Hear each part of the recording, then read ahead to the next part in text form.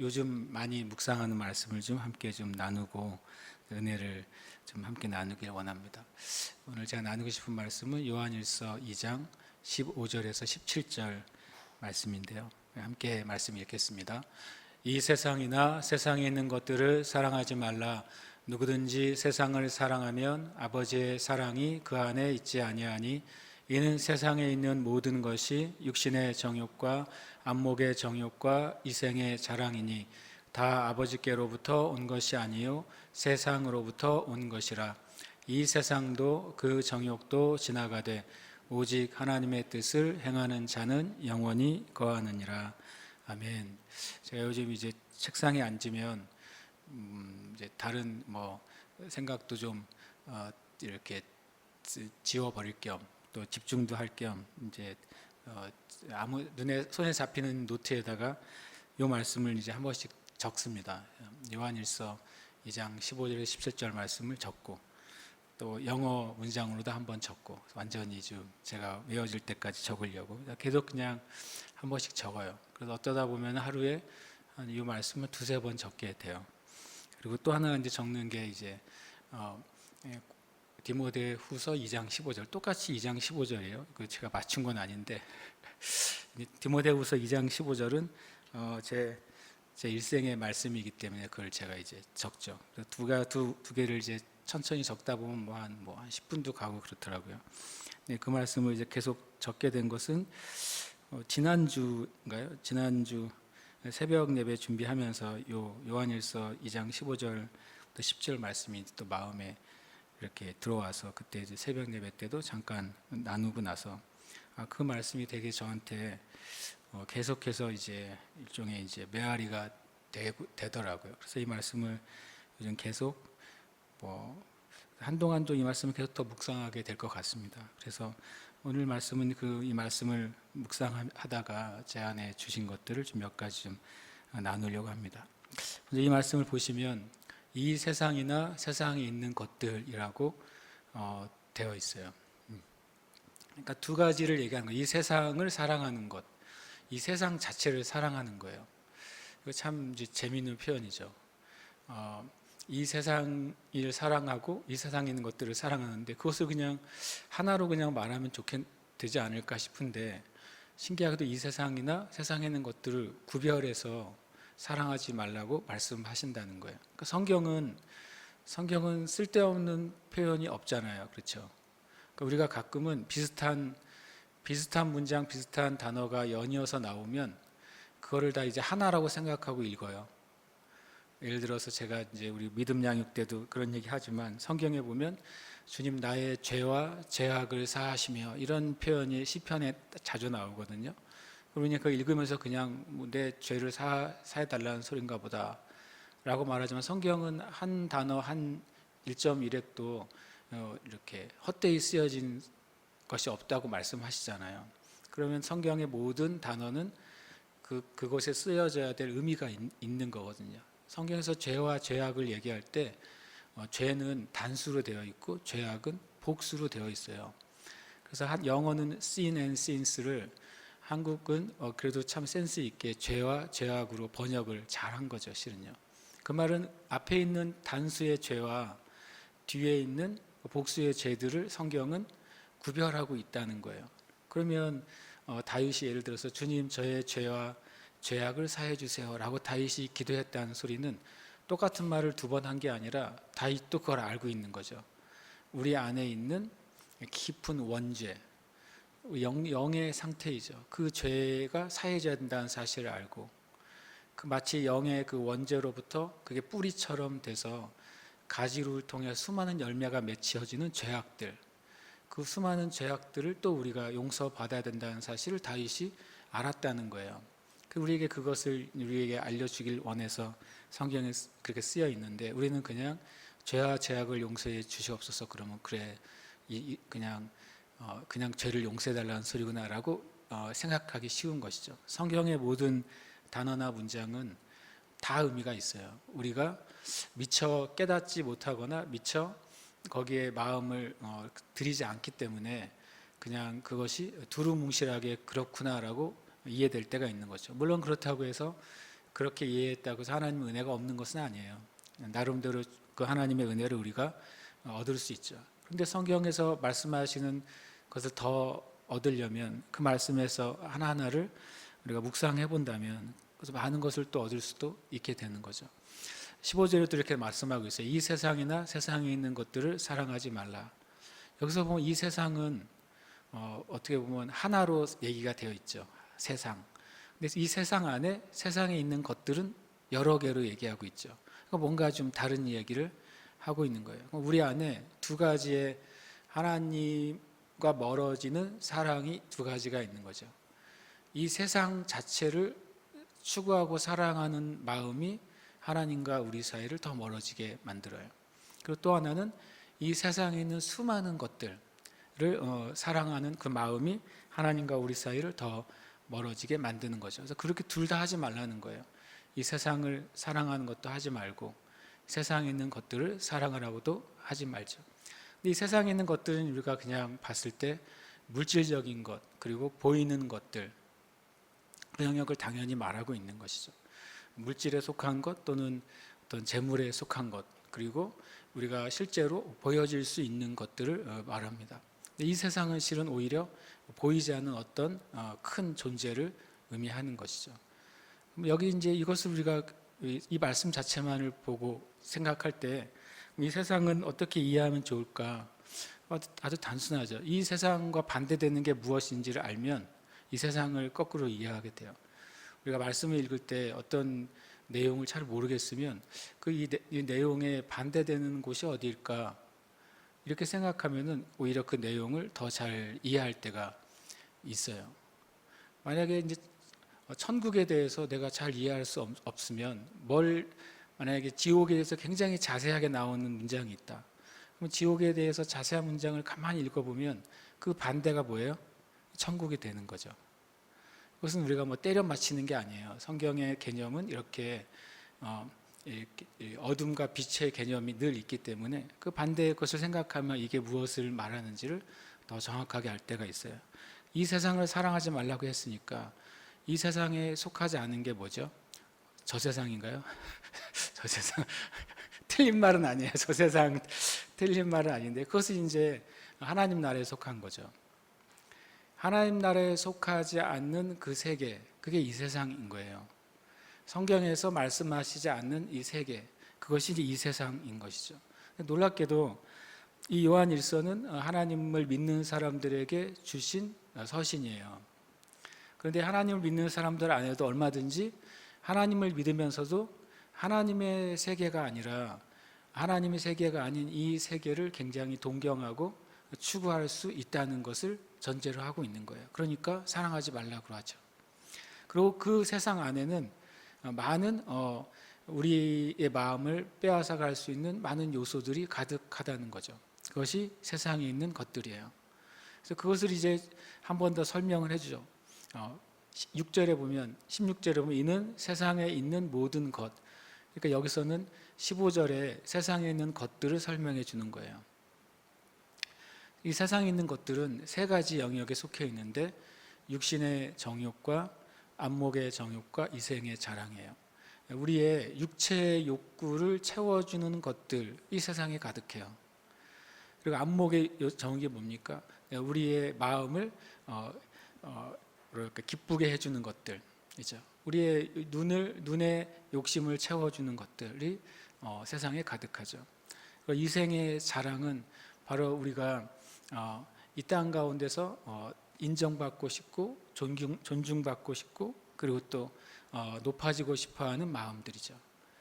이 세 가지가 세상에 속해 있는 것들이에요. 이것은 당연히 연결이 돼 있죠. 누군가가 이 세상에 있는 것들을 사랑하는 삶을 산다면 그 사람은 하나님 나라에 속해 있지 않고 이 세상에 속해 있다는 거예요. 누군가가 하나님 나라에 속해 있지 않고 이 세상에 속해 있는 사람이라면 자연스럽게 육신의 정욕과 안목의 정욕과 이생의 자랑의 것들을 사랑하고 추구하고 있다는 것이죠. 근데 문제는 우리가 하나님을 믿으면서도 예수님을 믿고 예수님의 뜻대로 살기를 바란다고 말하면서도 만약에 내 안에 내 삶의 방식이 육신이 원하는 것을 추구하고, 그리고 내 눈이 원하는 것을 추구하고, 그리고 세상이 원하는 것을 추구하면서 내가 살고 있다. 그러면은 정말 두렵지만 내가 예수님을 믿는다고 말하는데 하나님 나라에 속해 있지 않을 수도 있어요. 왜냐하면 이 세상과 이 세상에 있는 것들은 연결돼 있기 때문에 그래요. 만약에 이렇게 뭐 예전에 그 시험 문제 보면 관계에 있는 것으로 줄을 그으시오 막 이런 거 있잖아요. 왼쪽에 1번은 하늘, 2번은 땅 돼 있어요. 뭐 오른쪽에는 거북이, 만약에 밑에는 만약에 독수리 이렇게 돼 있어요. 그러면 줄을 그어야 될 거 아닙니까? 거북이는 또 땅도 아닌가요? 그럼 뭐 강아지 그렇게 돼 있다 그러면 뭐 하늘에 있는 거하고는 독수리하고 줄을 그어야 되겠죠. 땅에 있는 것은 뭐 강아지하고 줄을 그어야겠죠. 무슨 말인지 아시죠? 관계에 있는 것끼리 연결이 돼 있다는 거예요. 내가 예수 믿는 사람이고 또 그리스도인이고 만약에 심지어 목사라는 사람인데 실제로 내가 추구하는 삶의 방식이 육신의 정욕과 안목의 정욕과 이생의 자랑의 것을 추구하고 살아간다면, 줄긋기를 한다면 나의 삶은 어디에 속한 거예요? 놀랍게도 이 세상에 속한 거란 말이죠. 내가 어떤 이름을 가지고 있느냐, 또 내가 어떤 이름으로 불려지느냐 보다도 실제로 내가 무엇을 추구하느냐가 내가 이 세상에 속해 있는지, 정말 저 세상이죠, 하늘나라에 속해 있는지가 나와 있는 거예요. 우리는 그것을 이제 지금 조금 두루뭉실할 수 있지만 하나님은 분명하신 분이잖아요. 근데 실은 저와 여러분의 심령도 가만히 살펴보면 분명할 수 있다는 거예요. 이 말씀은 저에게 계속 요즘 이제 뭐 진짜 하루에 2번 이상 3번 이렇게 손으로 적고 있어요. 적으면서 계속 저 자신을 보게 됩니다. 왜냐하면 15절에 이런 표현이 되어 있어요. 누구든지 세상을 사랑하면, 그쪽을 동경하고 그것을 추구하고 그것을 바라고 그것에 마음이 빼앗기는 것이죠. 그러면은 아버지의 사랑이 그 안에 있지 않는다. 이 원래의 표현은 뭐라고 되어 있냐면 하나님에 대한 사랑이 그 안에 없다는 거예요. 내가 하나님을 사랑합니다라고 찬양하고 노래할지라도 내가 만약에 세상에 있는 것들을 추구하는 삶을 산다면 실제로 노래를 부르는 내 영혼에는 하나님에 대한 사랑이 없이 그냥 하나님을 사랑한다고 노래하고 있는 것이죠. 이게 참 되게 제가 15절을 요즘 계속 읽으면서 굉장히 크게 이게 다가왔어요.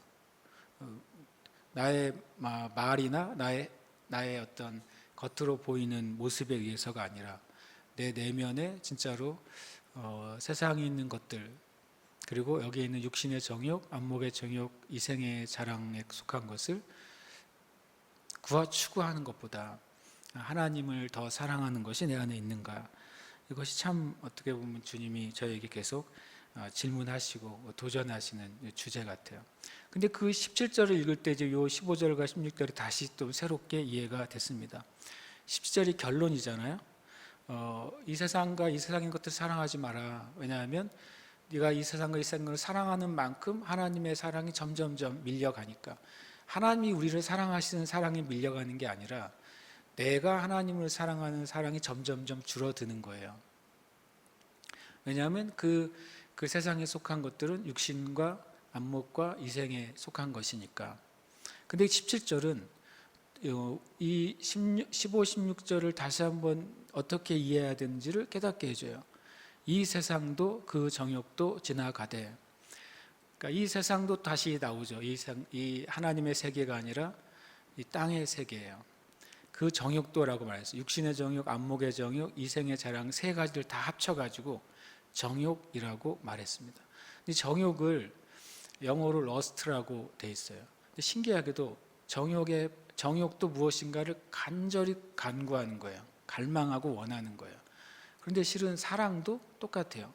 사랑도 무엇을 간절히 갈망하는 것이죠. 그렇게 보면은 이 요한일서 15, 16, 17절에서 사랑의 반대는 정욕인 거예요. 똑같이 무엇인가를 갈망하고 추구하는데 사랑은 영의 갈망이고 정욕은 육의 갈망인 것이죠. 이 두 가지가 이제 싸우고 있는 거죠. 우리 마음 안에 정말 영의 갈망과 육의 갈망이 끊임없이 싸우는 거예요. 그래서 내가 그거 어떤 것을 내가 선택할 것이냐 하는 거죠. 그것에 따라서 내 삶이 이 세상의 삶을 살아가느냐, 저 세상 하늘의 삶을 살아가느냐가 결정이 되는 거예요. 그 밑에 말이요, 이 세상도 그 정욕도 지나가되 만약에 그 말을 그대로 받아서 하려면 하나님의 뜻만 영원히 거하느니라, 이래야 좀 말이 쉬워지지 않습니까? 전 성경 읽다가 부자연스러운 표현이 나오는 즉시 막 눈이 가고 줄이 쳐져요. 그냥 왜냐하면 15절과 16절엔 그런 표현이 별로 없었으니까, 이 세상도 그 정욕도 지나가되 오직 하나님의 뜻만 영원하다라고 하면은 좀 부드러운데, 거기 하나님의 뜻을 행하는 자는 영원히 거한다라고 말할 수 있어요. 그렇게 보면 다시 위의 말이 이제 깨달아지는 거죠. 쉽게 말하면 뭐냐면, 이것은 이제 사람에 대한 말이고 사랑에 대한 말씀인 거예요. 그러니까 사랑이란 단어는 우리가 사랑하다라는 단어가 있잖아요. 그리고 사랑이라는 단어가 있잖아요. 어떤 단어가 먼저 시작됐을까요? 사랑하다가 먼저일까요? 사랑이 먼저일까요? 항상 모든 언어는 동사가 먼저 시작됩니다. 행동이 먼저 시작되고 나중에 그 행동을 하는 대상이나 행동의 주체가 명사로 나중에 이제 굳어지는 거예요. 그러니까 이 사랑은 동사가 항상 먼저예요. 그러니까 사랑은 어떤 감정이나 상태가 아니에요. 누가 어떻게 행동하는 걸 보고 저 사람은 저 사람 안에 사랑이 있어라고 말할 수 있는 거죠. 누가 어떻게 행동하는 걸 보고 저 사람은 사랑이 없네 라고 우리가 말할 수도 있는 거예요. 그러니까 이 행위가 바로 이 사랑인 것이죠. 그렇게 보면 이 세상을 사랑하는 것은 이 세상을 사랑하는 자예요. 육신의 정욕을 사랑하는 것은 육신의 정욕을 사랑하는 자죠. 똑같이 하나님을 사랑하는 것은 하나님을 사랑하는 자예요. 하나님의 뜻을 행하는 자는 뭐냐면 하나님을 사랑하는 자예요. 우리의 삶 가운데 내가 하나님을 사랑하기 때문에 하나님의 뜻을 행하고 있는가, 아니면 이 세상을 사랑하기 때문에 정욕이 원하는 것, 내 육신이 원하는 것이죠. 그리고 내 눈이 원하는 것, 그리고 이 세상이 원하는 것을 내가 사랑하고 있는가, 이걸 좀 우리가 살펴보길 바랍니다. 그렇게 될 때 내 삶을 좀 구별해 볼 수 있더라고요. 내가 지금 하려고 하는 행동이 세상과 세상에 속한 것인지, 하나님께 속해 있고 하나님 나라에 속해 있고 하나님을 사랑하기 때문에 내가 이 행동을 기쁘게 행하는 것인지, 이것을 어떨 때는 좀 반자동적으로 계속 생각을 하게 되는 것이죠. 성경에 보면 요 세상을 사랑하는 것과 또 하나님을 사랑하는 것을 제가 이제 깨닫게 해주는 말씀이 창세기 말씀에서 제가 찾았어요. 창세기 13장 11절에서 13절 말씀인데요. 같이 한번 읽겠습니다. 시작. 그러므로 롯이 요단 온 지역을 택하고 동으로 옮기니 그들이 서로 떠난지라. 아브라함은 가나안 땅에 거주하였고 롯은 그 지역의 도시들에 머무르며 그 장막을 옮겨 소돔까지 이르렀더라. 소돔 사람은 여호와 앞에 악하며 큰 죄인이었더라. 이것은 창세기 말씀을 한번 펴보셔야 이제 좋을 것 같습니다. 창세기 13장 말씀인데요. 창세기 13장에 보면 이제 우리가 아는 것처럼 이런 이야기가 나옵니다. 13장에 아브라함과 롯이 서로 그 일가족이 서로 헤어지게 됩니다. 이유는 재산이 너무 많아져서. 아브라함의 재산도 엄청 많아지고 롯의 재산도 엄청 많아졌어요. 그런데 그 고대 사회의 재산은 뭡니까? 바로 동물들이잖아요. 양과 소와 염소, 나귀, 이런 것들이 재산이에요. 그리고 왜냐하면 이들은 한 곳에서 집을 짓고 사는 사람들이 아니라 유목민들이잖아요, 그렇죠? 아브라함도 롯도 텐트를 치면서 옮겨 다니는 유목민이에요. 그러니까 이 유목민들에게 제일 필요한 땅은 어떤 땅입니까? 풀이 많은 땅이죠. 왜냐하면 이 양떼와 소떼가 먹을 풀이 많은 땅이니까. 그래서 유목민들은 자연스럽게 이동을 할 수밖에 없어요. 뭐 때문에요? 그 기후에 따라서요. 풀이 나는 시기를 알기 때문에 풀이 나는 기후의 시기를 따라서 옮겨 다닐 수밖에 없는 거죠. 근데 이 아브라함과 롯이 같은 지역에 있게 됐고, 그들의 그 양과 소가 엄청 많아졌기 때문에 그 지역의 풀들로는 두 양떼가 다 먹기에 부족한 거예요. 그래서 아브라함과 롯이 사이가 안 좋아서가 아니라 그 풀이 부족하니까 그 목자들이 자기의 양떼를 더 먹이려고 하다 보니까 다툼이 생긴 거죠. 그러니까 이제 아브라함이 그걸 가만히 보니까 이렇게 뒀다가는 첫 번째로는 친족 간의 의가 상하겠죠. 그리고 친족 간의 의가 상하는 것이 보이면 이제 이 무리의 공동체에 틈이 생기겠죠. 성경에 보면 뭐라고 되어 있냐면요. 그들이 7절에 보시면 이런 표현이 있어요. 그러므로 아브라함의 가축의 목자와 롯의 가축의 목자가 서로 다투고, 그 다음 표현이 재밌어요. 또 가나안 사람과 브리스 사람도 그 땅에 거주하였는지라. 이 말이 왜 들어갈까요? 둘이 싸우는 거하고 가나안 사람과 브리스 사람이 거기에 사는 거하고 무슨 관계가 있을까요?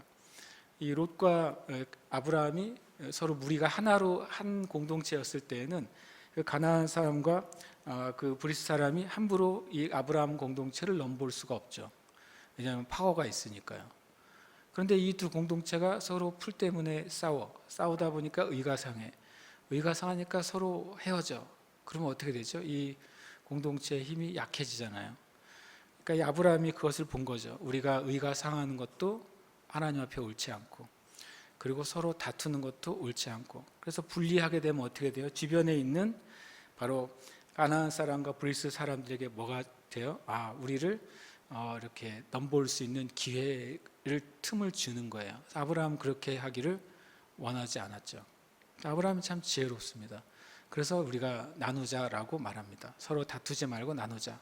그런데 또 아브라함이 제안을 합니다. 네가 먼저 선택을 해라. 아브라함의 엄청 훌륭한 제안이죠.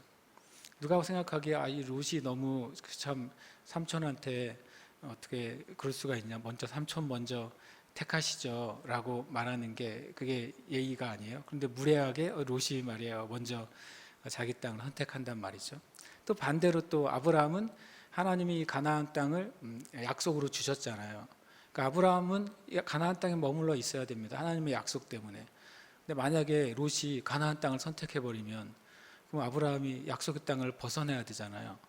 둘 다 이게 아브라함에게는 불리한 제안을 한 게 아닌가라고 생각하는데, 우리가 한 가지 아는 건 아브라함은 분명히 롯이 어느 땅을 선택할지를 알았기 때문에 제안한 것입니다. 롯이 어떤 사람인지를 잘 알고 있어요.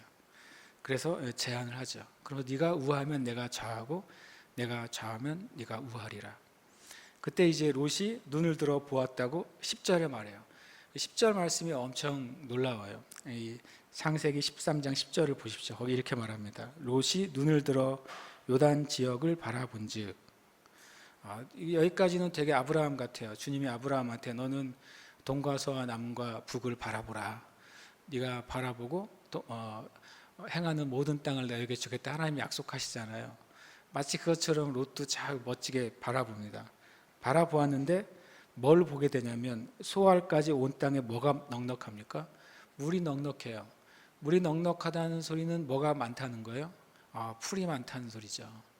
저기로 가면은 옮겨 다니지 않아도 내 양떼와 소떼가 계속 먹을 수 있는 풀이 엄청 많겠구나 라고 짐작하게 되는 거예요. 두 번째 보면은 그 다음 표현이 참 놀랐습니다. 여호와께서 소돔과 고모라를 뭐라고요? 멸하기 전이었어요. 그래서 여호와의 뭐 같다고요? 동산 같고 애굽 땅과 같았더라. 여호와의 동산은 뭘 의미해요? 에덴이잖아요. 거기가 낙원 같아 보이는 거예요. 주님이 멸망시키기 전까지는 낙원 같아 보여요. 그래서 제가 생각했어요. 언제 세상이 멸망할 거냐면요, 이 세상이 낙원처럼 됐을 때 이 세상이 진짜 낙원같이 되었을 때 이때가 멸망의 때로구나 제가 생각했어요. 얼마 전에 어느 어르신을 모시고 식당에 갔더니 식당에서 이제 밥을 먹다가 반찬이 부족해가지고 벨을 눌러가지고 좀 이제 사람도 이제 소리를 안 지르잖아요. 벨 조용히 고상하게 벨만 누르면 오잖아요. 와서 이제 이 반찬, 이 반찬, 이 반찬이 부족합니다. 그랬어요. 그러니까 알겠다 그러고 가시더라고요. 그러더니 안 오세요. 그분이 안 오시고 로봇이 오더라고요. 제가 주문한 반찬을 담은 AI 로봇이 딱 와서 우리 탁자 앞에 서는 거 있죠. 그리고 가만히 기다려요. 언제까지? 내가 그 반찬 접시를 들어서 놓을 때까지. 그리고 반찬 접시가 3개였는데요. 2개 올려둘 때까지도 안 움직이더라고요. 그래서 제가 한번 시험해봤어요. 가만히 있으면 얘가 움직일까 안 움직일까. 그래서 2개 올려놓고 좀 기다렸어요. 그랬더니 안 움직이길래 3개를 올려놓으니까 얘가 움직이고 가더라고요. 그래서 인사는 안 하고 가더라고요. 그런데 갈수록 세상이 낙원 같아져요. 이 말이 굉장히 크게 와닿았어요. 전에 13장 읽을 때 여호와께서 소돔과 고모라를 멸하시기 전이었으므로 여호와의 동산 같아요. 그리고 어디 갔다 그럽니까? 애굽 땅과 같았더라. 애굽 땅은 왜 나왔을까요? 이들이 이전에 애굽 땅을 경험했거든요. 아브라함과 롯이 애굽 땅 갔다가 아브라함의 아내인 사라를 잃을 뻔했죠. 거기서 세상에서 제일 부강한 나라의 모습을 봤단 말이에요. 놀랍게도 하나님께서 그 땅에서 쫓겨날 때 애굽에 있는 엄청난 부를 주셨어요. 그러니까 아브라함과 롯이 지금 현재 가지고 있는 부의 대부분은 어디서 얻은 거예요? 애굽에서 얻은 부예요. 그러니까 딱 롯이 보니까 저 소할 땅이 물이 엄청 많아서 내 양과 소떼를 기르기에 최고의 최적지야. 그 다음에 여기 말 그대로 소돔과 고모라는 막 에덴 같아요. 너무 최고로 좋은 장소예요. 심지어는 그 엄청난 그 애굽 땅과 같이 그렇게 모든 것이 발달되어 있고 갖춰져 있는 곳이에요. 그래서 이 롯이 그걸 선택하죠. 그 다음에 11절 말씀이에요. 그러므로 롯이 요단 온 지역을 택하고 라고 말합니다. 동으로 옮기니.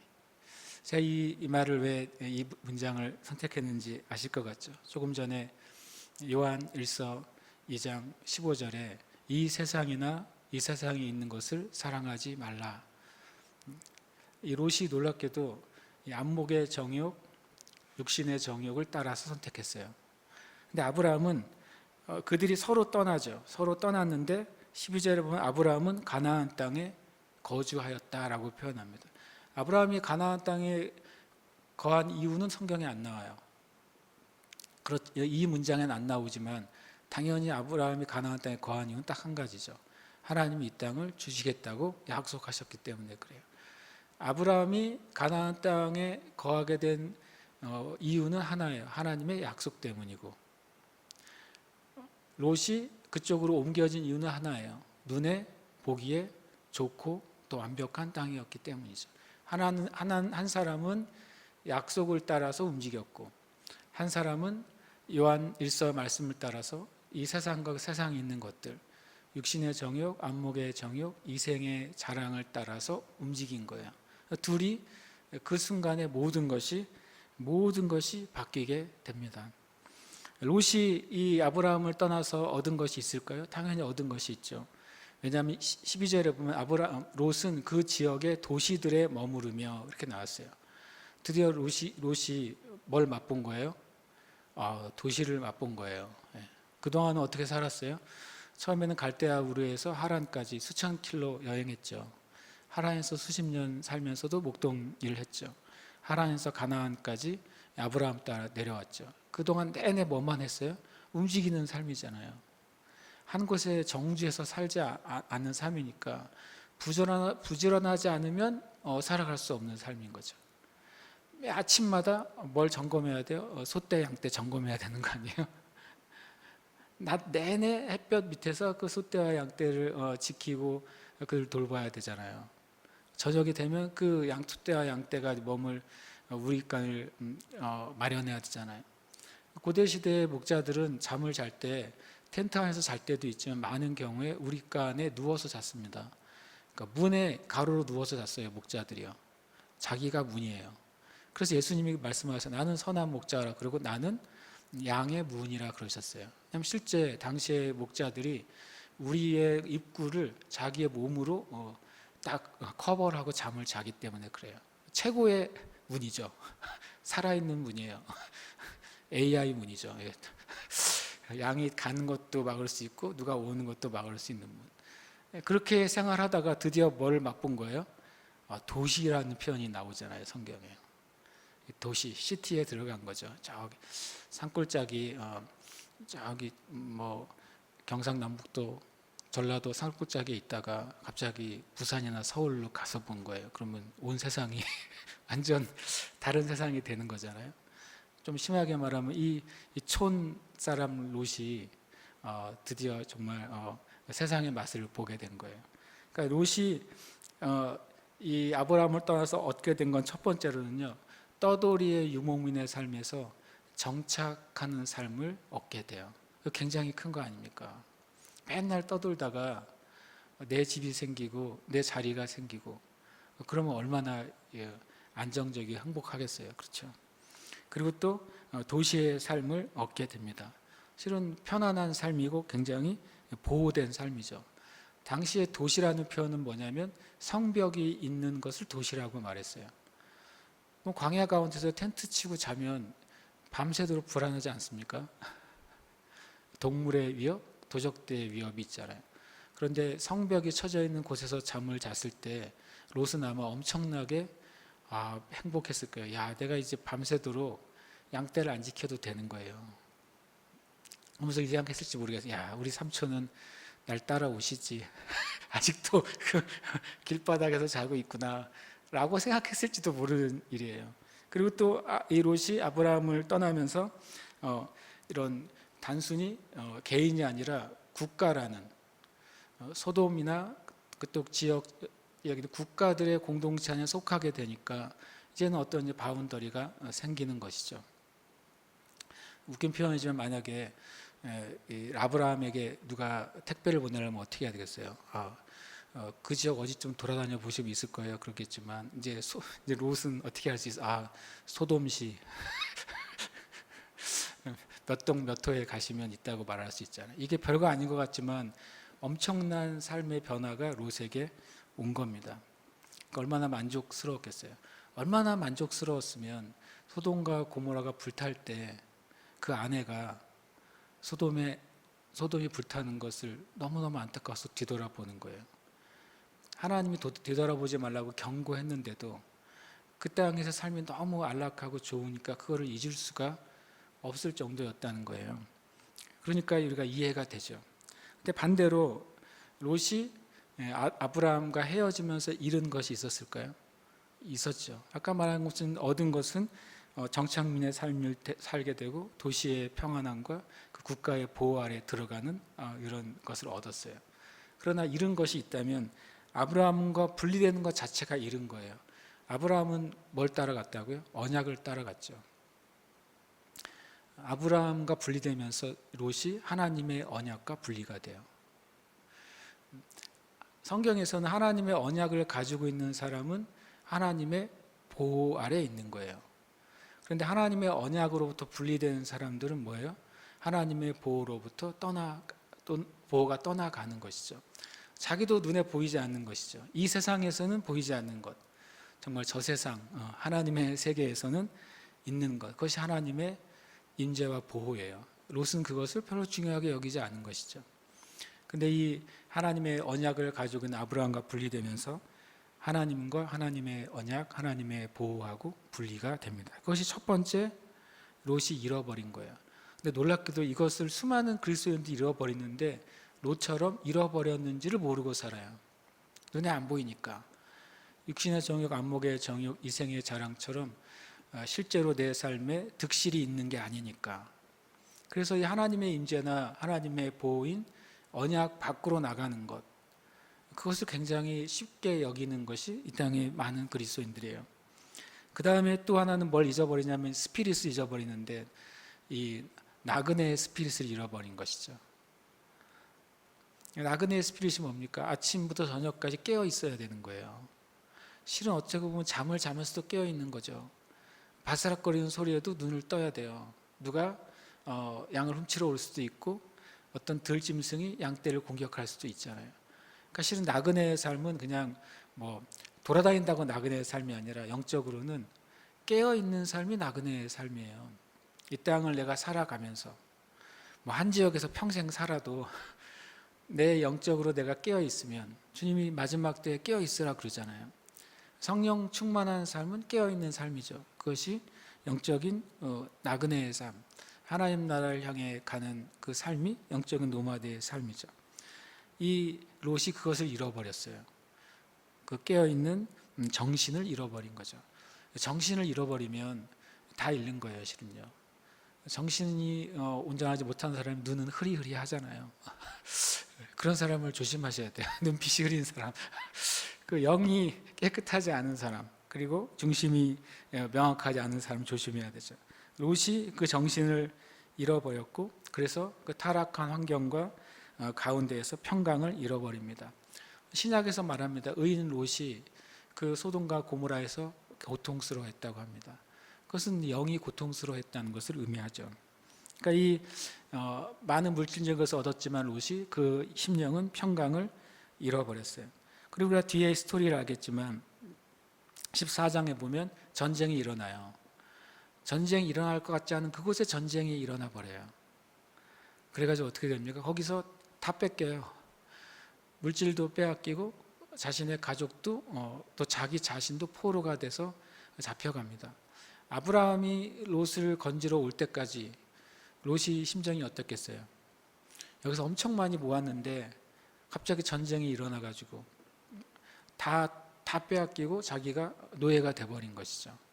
그래서 우리 나중에 뭐 여러분 지도를 보시면 소돔과 고모라는 이스라엘 남쪽 지역에 있습니다. 그런데 나중에 이 아브라함이 잡혀간 롯을 구해주기 위해서 끝까지 쫓아간 곳은 이스라엘 제일 북쪽 다메섹까지 쫓아갑니다. 그러니까 이 롯은 소돔과 고모라에서 이 북쪽의 아람 왕들에게 잡혀가지고 몇백 킬로를 이동한 거예요. 몇백 킬로를 노예로서 가는 동안 몇백 킬로를 한 1, 2주를 갔겠죠. 가면서 무슨 생각했어요? 야, 이제 나는 이제 어느 나라에 팔리는 거죠. 누구에게 팔리고 내 가족은 뿔뿔이 흩어지고 엄청 많은 생각을 하지 않았겠습니까? 롯이 결국에는 전쟁 중에 재물을 빼앗기고 생명을 위협받습니다.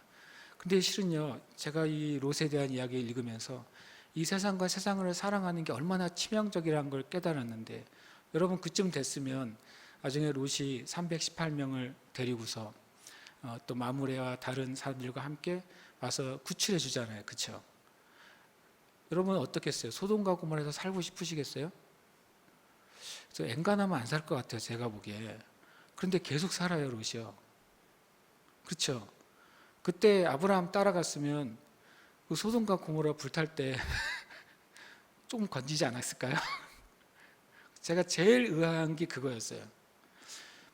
롯이 전쟁 때 잡혀가면서 수많은 후회를 하지 않았겠어요? 아, 그때 삼촌에게 양보할 걸, 아니면 삼촌을 따라갈 걸, 그때 내가 너무 욕심을 부렸지라고 생각하지 않았겠어요? 그런데 아브라함이 절대절명의 상황에서 기적처럼 구해주잖아요. 다 회복했어요. 그러면 저 같으면 이 소돔과 고모라에서 사는 게 얼마나 영적으로 옳지 않은지를 깨달았을 것 같아요. 그러면 뛰어나와야죠. 근데 여러분 아십니까? 세상과 세상에 속한 것을 사랑하는 것의 그것이 얼마나 질긴지를 알아야 돼요. 그렇게 난리를 겪고서도 롯은 소돔과 고모라에 삽니다. 죽음의 위기를 겪으면서도 소돔과 고모라에서 못 떠납니다. 이것은 이 현실이에요. 수많은 그리스도인들이 어떤 믿음의 고난을 겪으면 사람들이 다 거룩해질 것 같습니까? 절대 그렇지 않습니다. 그런 경우가 의외로 많지 않습니다. 그래서 롯과 아브라함의 이야기인 거죠. 그리고 심지어는 롯이 소돔과 고모라에서 한 자리 했어요. 성경을 보시면. 왜냐하면 소돔과 고모라에 나그네 둘이 왔죠. 천사가 왔죠. 그때 이 롯이 천사 둘을 맞이합니다.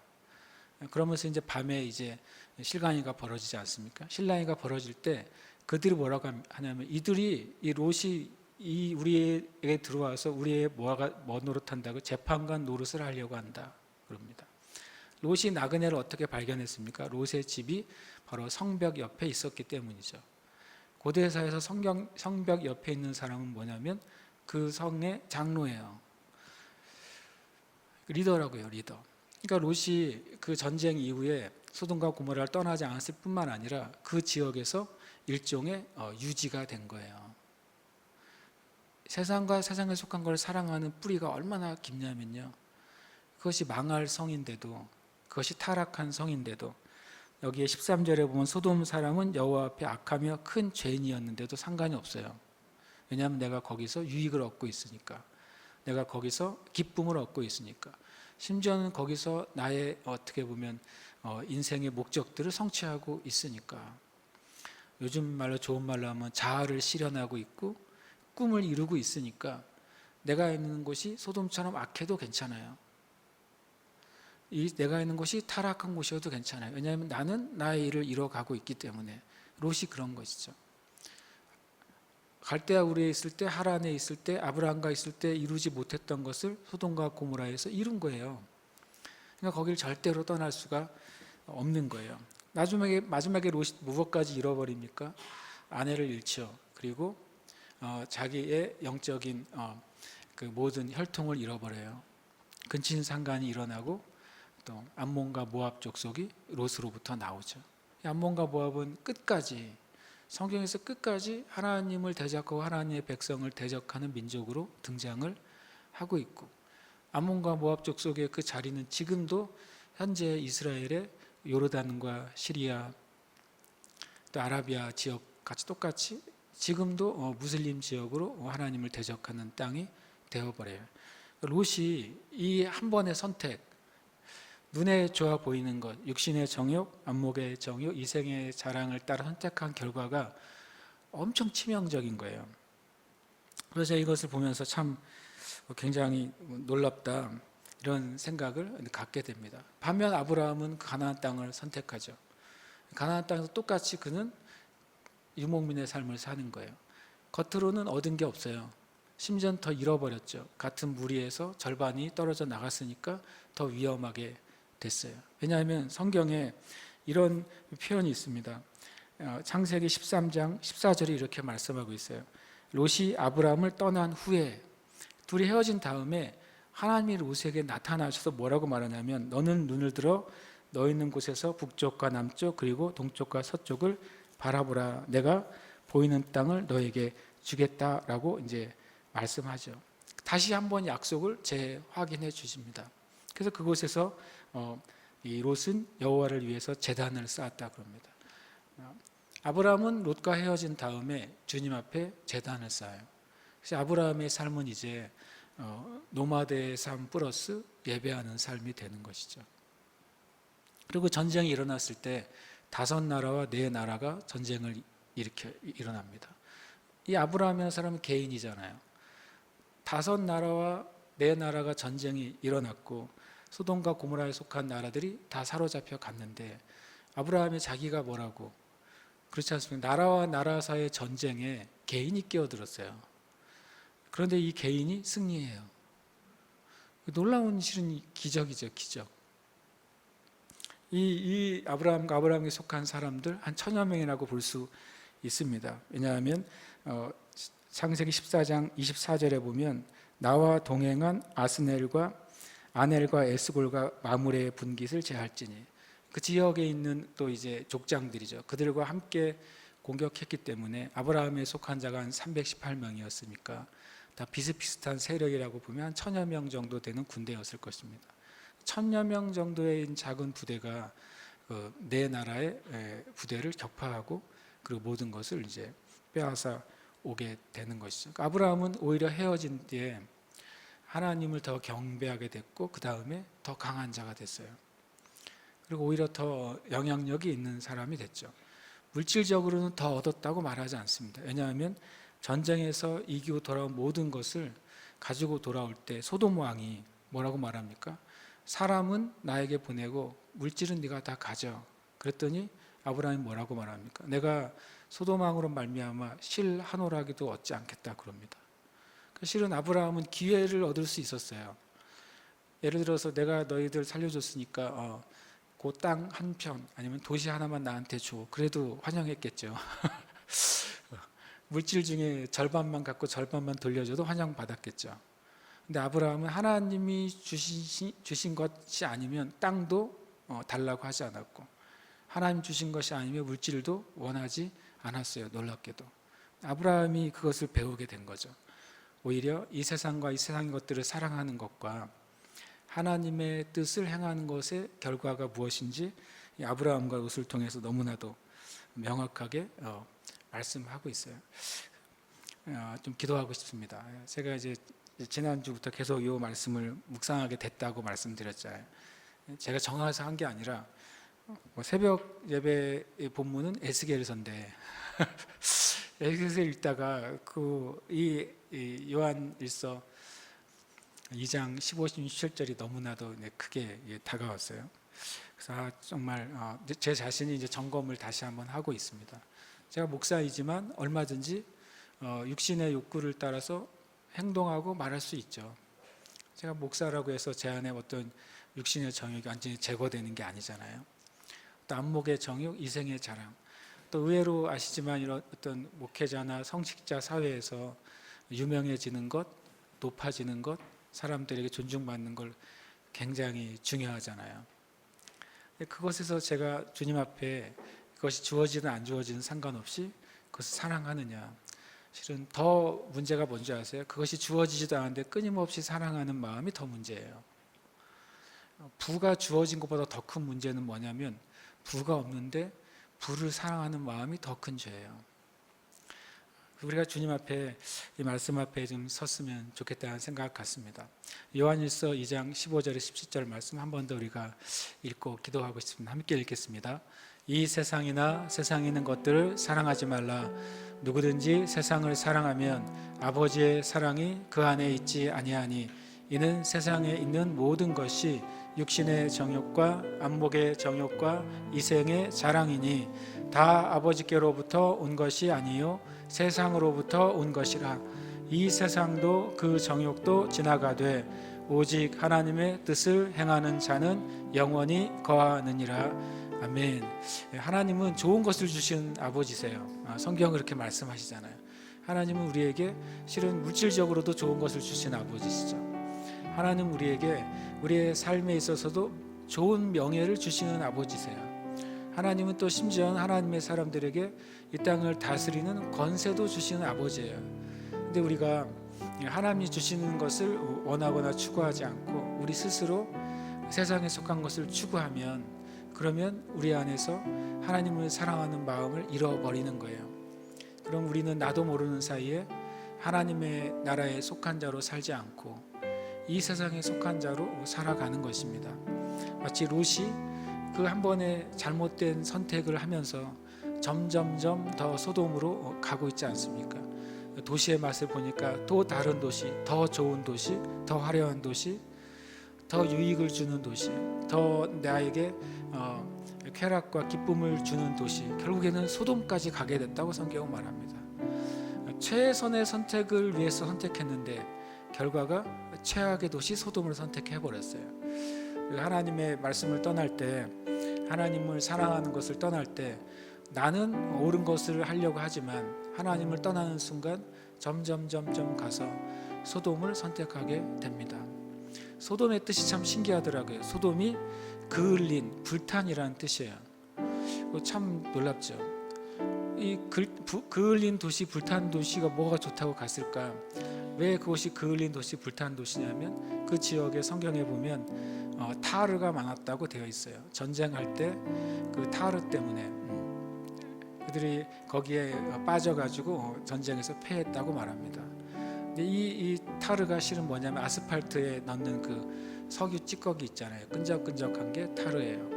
그 말은 소돔과 고모라 지역에 참 놀랍게도 그 타르가 흘러나왔다고 하는 소리는 원유가 있었다는 것을 방증해 주는 거죠. 그러면 이제 불을 구할 수 있는 땅이고 고대 시대 불을 자유롭게 구할 수 있는 곳은 문명이 발달하는 곳이죠. 참 세상의 문명, 세상의 이기, 세상의 좋은 것이 하나님 나라 안에서 사용될 때는 영혼을 구원하지만 우리가 그것을 위해서 살아가면 우리의 영혼을 잃어버리는 것입니다. 우리가 이 시간 기도할 때 주님 이 말씀대로 내가 하나님을 사랑하는 자, 그 자리를 잃어버리지 않게 해주시옵소서. 내가 하나님의 뜻, 하나님의 언약 밖으로 나가는 자가 아니라 성령 안에서 하나님을 더 사랑하고 추구하는 자, 이 세상이 주는 것, 육신의 정욕, 안목의 정욕, 이 생의 자랑이 주는 것보다 실은 하나님이 주신 게 훨씬 더 많거든요. 아브라함은 아시는 것처럼 고대 사회에서 가장 부유한 사람 중에 한 명으로 기록이 되어 있어요. 아브라함은 나라가 없고 땅이 없었는데 가나안 지역에서 가장 영향력 있는 사람으로 성경은 또한 기록되고 있습니다. 롯은 좋은 걸 추구했는데 못 얻었고 아브라함은 그것을 포기했는데 더 많이 얻은 것이죠. 우리가 시간 기도할 때 주님을 사랑하는 것이 훨씬 더 좋다는 사실을 제가 깨닫게 하시고 주님을 사랑하고 주의 말씀을 사랑하는 삶을 언제나 선택하게 하여 주시옵소서. 지금 함께 기도하시겠습니다. 하나님 아버지 감사합니다. 이 세상에 속한 것들, 그것이 좋아 보이고 그것이 나에게 필요해 보이고 그것이 나에게 만족을 주는 것 같습니다. 하나님 육신의 경을 따라 살아갈 때 내 마음의 기쁨과 내 뜻의 기쁨과 내 육신의 기쁨이 있는 것 같습니다. 때로는 그것이 나에게 충족해 주기도 하고 그것이 나의 기쁨이 되기도 합니다. 그러나 성경은 분명히 하나님을 사랑하는 것이 그것이 더 좋은 길이라고 말씀하십니다. 하나님을 사랑하는 것이 더 높은 길이라고 말씀하십니다. 하나님을 사랑하는 것이 더 큰 것을 얻는 길이라고 말씀하십니다. 하나님 아버지, 사랑하는 성도들, 또 제 자신이 하나님과 하나님을 속한 것들을 더 사랑하게 해주시옵소서. 이 세상이나 이 세상에 있는 것들을 사랑하고 추구하는 것으로부터 눈을 돌려서 하나님과 하나님께 속한 것들을 더 사랑하고 추구하는 삶으로 옮겨가게 하여 주시옵소서. 하나님, 우리의 삶 가운데 분별력을 주셔서 하나님 아버지, 하나님 이 롯과 같이 선택하지 않게 하시고 아브라함처럼 언약을 따라 선택하게 해주시옵소서. 하나님의 말씀을 따라 하나님의 언약을 따라 우리 삶을 선택하며 나아갈 수 있도록 주의 은혜 위에 은혜를 더하여 주시옵소서. 참은 신앙의 삶이 짧고 좁고 약합니다. 하나님, 그러나 하나님 주장하는 삶은 영원하며 광대하며 한이 없습니다. 참으로 우리의 눈이, 우리의 시야가, 우리의 생각이 어딜 향해 열려있는지 보게 해주시고 오늘 이 시간 우리의 마음과 생각이 다시 한번 하나님께 향하게 하시고 위의 것을 향하게 하시고 육의 것이 아니라 영의 것을 향하게 하시고 말씀에 속한 것, 진리에 속한 것, 영원한 것에 속한 것을 향하도록 주님 은혜 내려주시고 역사하여 주시옵소서. 깨닫게 하여 주시옵소서. 우리의 심령 가운데 성령께서 말씀하시고 오늘 이 시간 내가 돌이켜야 될 것, 오늘 이 시간 내가 선택해야 될 것, 오늘 이 시간 바꿔야 될 것들을 깨닫게 하시고 전심으로 나아가 있도록 역사하여 주시옵소서. 새 영을 부어 주시옵소서. 기름 부어 주시옵소서. 할렐루야. 아멘 아멘. 데스톨라바라바라바시라라스 오다바랄라스가라바라바라로스가라바라바라바스 오다발랄라스레라바라바라바라바라바스 오다발랄라스가라바라바라바라바라바스. 아멘. 주님 감사합니다. 주의 영을 인하여 감사합니다. 성령님을 인하여 감사합니다. 깨닫게 하시는 말씀을 인하여 감사합니다.